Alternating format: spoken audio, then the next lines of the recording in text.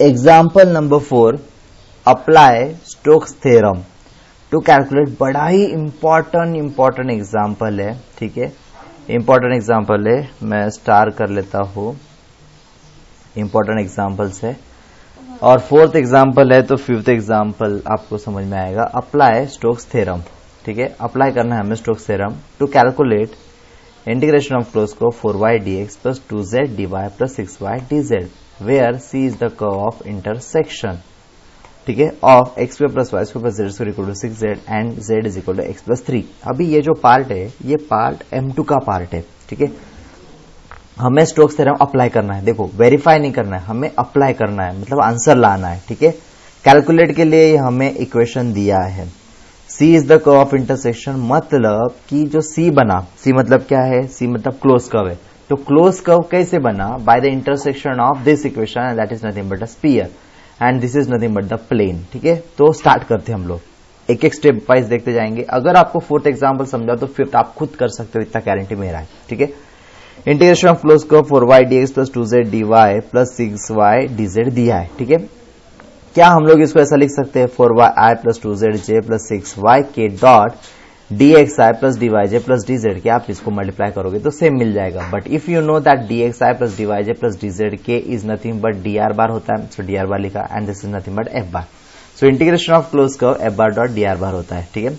It implies f बार का value क्या रहेगा 4y plus 2zj plus 6y k, ठीक है, by Stokes theorem. Double integration of S del cross F bar dot N cap ds होता है। मैं star equation मान रहा हूं। देखो अभी फर्स्ट एग्जांपल सेकंड एग्जांपल जैसा ही बहुत सारी चीजें क्लियर हो रही है, okay.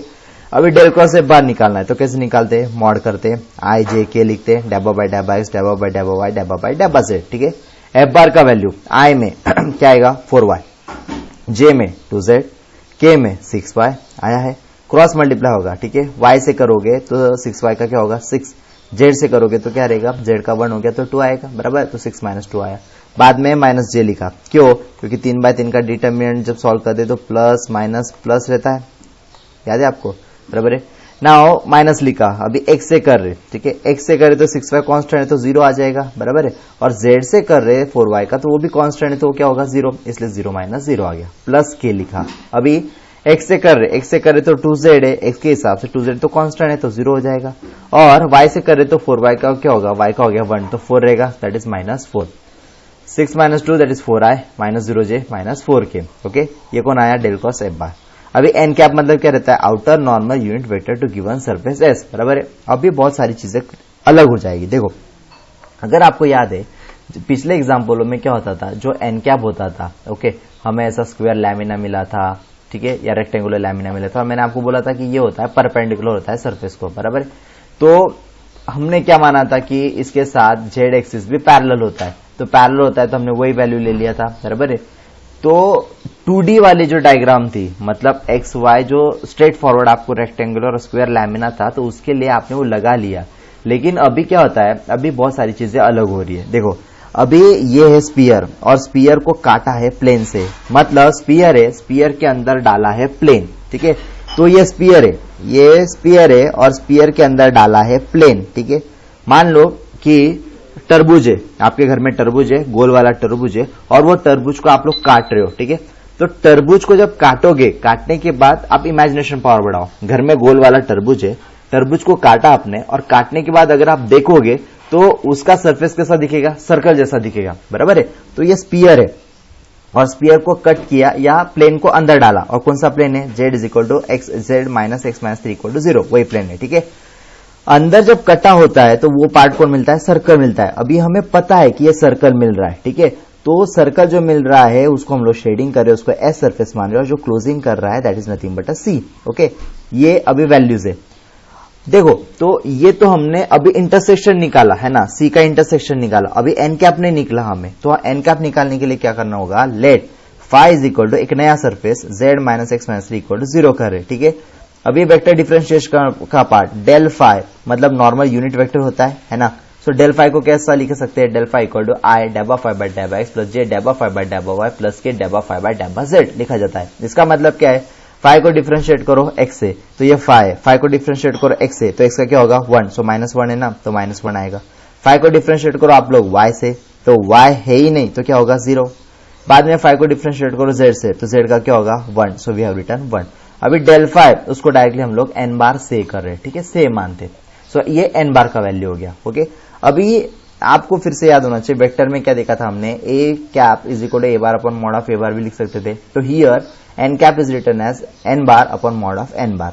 Put in a star equation because this value we have founded this is nothing but a n cap, so star में रख रहे है ना। सो डेल क्रॉस ए बार का वैल्यू आया था 4i minus 0j minus 4k, तो मैंने रख दिया भाई यहाँ पर स्टार में, और n कैप का वैल्यू लिख रहा हूं माइनस 1i 0j और 1k लिख दिया। ओके, मॉड ऑफ n बार है मतलब अंडर रूट करते हैं i के कोएफिशिएंट का स्क्वायर, j के कोएफिशिएंट का स्क्वायर, k के कोएफिशिएंट का स्क्वायर, तो माइनस 1 का स्क्वायर होगा प्लस 0 का स्क्वायर प्लस 1 का स्क्वायर। ओके, अभी आप डिनोमिनेटर पहले देख लो, माइनस 1 का स्क्वायर 1 रहेगा, 1 प्लस 1 1 का स्क्वायर 1, 1 प्लस 1 2, तो अंडर रूट ऑफ 2 होगा, so we have written under root of 2।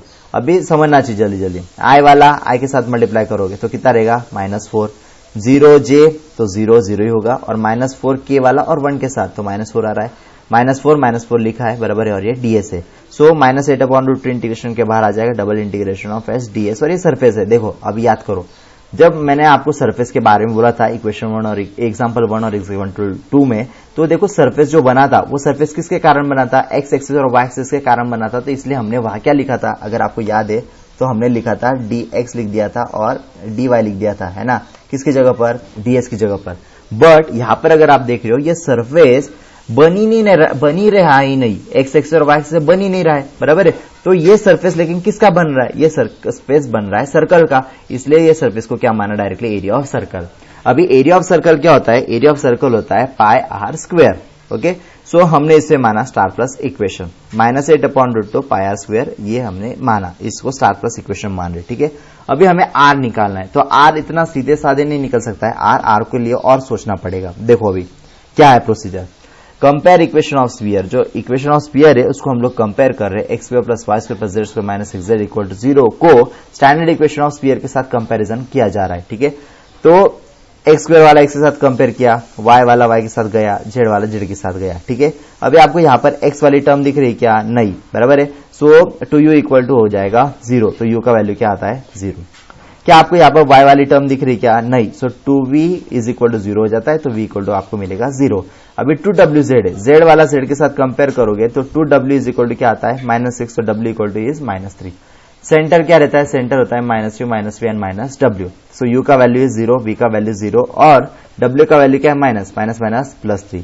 Radius का फॉर्मूला क्या है, under root of u square plus v square plus w square minus d रहता है, ठीक है।